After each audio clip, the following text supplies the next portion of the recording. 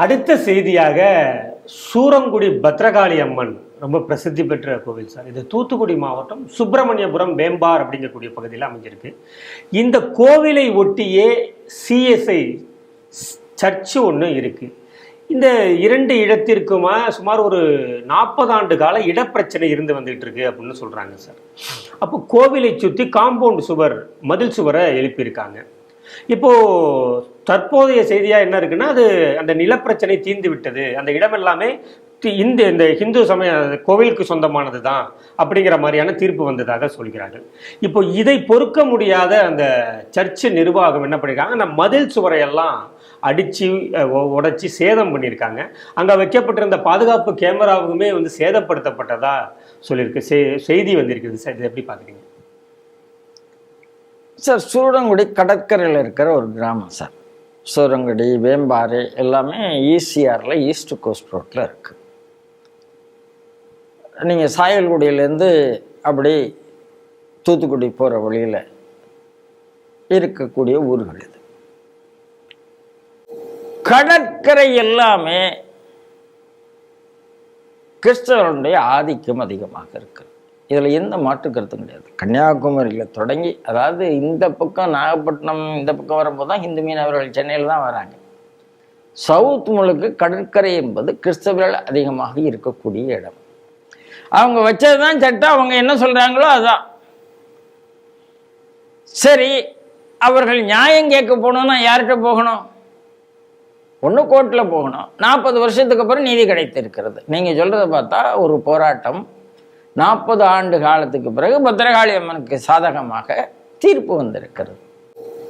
முதல்ல அந்த இந்துக்களுக்கு நம்மளுடைய பாராட்டுக்கள். ஒரு யுத்தத்தை தொடர்ந்து விடாமல் 40 வருஷமாக நடத்தியிருக்காங்கிறதுனால பாராட்டுக்கள். பத்ரகாளி அம்மன் யாருடைய குலதெய்வம் நான் சொல்லி தெரிய வேண்டிய அவசியம் இல்லை. எந்த சமுதாயத்தை சேர்ந்ததுன்னு சொல்ல வேண்டிய அவசியம் இல்லை. அதே சமுதாயத்தை சேர்ந்தவர்கள் தான் எதிராளியையும் இருந்து கொண்டிருக்கிறார்கள்.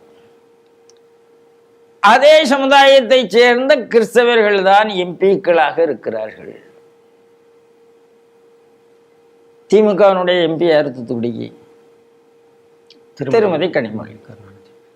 அவர் எந்த சமுதாயத்தை சேர்ந்தவர்னு, அவர் எந்த சமுதாயத்தை சேர்ந்தவர்னு தன்னை சொல்கிறாரோ இல்லையோ, ஒரு சமுதாயம் அவரை கொண்டாடுகிறது. கதை முடிஞ்சு வச்சு. பெரியசாமியினுடைய பொண்ணு கீதா ஜீவன் யார்? அடுத்த கேள்வி வருது. பக்கத்தில் இருக்கிற திருநெல்வேலியில் எம்பியார், பக்கத்தில் இருக்கிற நாகர்கோயிலில் எம்பியார். நீங்கள் ஹிந்துன்னு சொல்லிட முடியும். அவர் இந்துவா இல்லையா, கிரிப்டோவா, கிரிப்டோ இல்லையா, இந்த மதசார்பட்டவரா, இந்த கேள்வியில் 100 கேள்வி வரும். சர்ச்சுக்கு கட்டுப்பட்டவரா, கட்டுப்படாதவரா? தென் மாவட்டங்கள் எல்லாமே குறிப்பாக இந்து வழிபாட்டு தலங்கள் ஆபத்துக்கு உள்ளாக்கப்பட்டு தான் வருகிறது. அதில் மாற்றத்துக்கு கருத்து கிடையாது. நிறைய இடத்துல அரசாங்கம் கிளைம் பண்ணலாம், நல்லா இருக்கு. எங்க டிஸ்பியூட் இல்லையோ அங்கே நல்லா இருக்கு.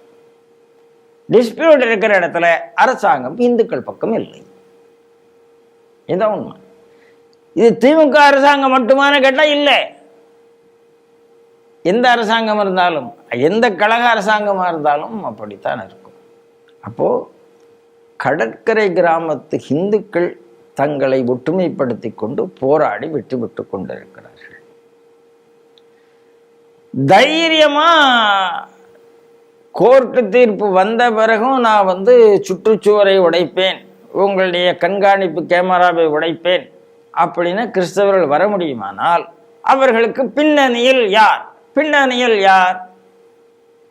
உங்களால இந்த அரசுன்னு சொன்னவர், இது உங்களுக்கான அரசு என்று சொன்னவர். ஆகையினால முந்தின கேள்விக்கும் அந்த இயற்கை திருடர்களோடு இருக்கிறவர்கள் யார், இப்போது கடற்கரை திருடர்களோடு இருப்பவர் யார், கடற்கரையில் இந்து மதத்துக்கு ஆபத்து விளைப்பதற்கு துணையாக இருப்பது யார் அப்படின்னு கேட்டால், முந்தின கேள்விக்கும் இந்த கேள்விக்கும் 2க்கும் பொது திராவிட மாடல் அரசு அப்படி.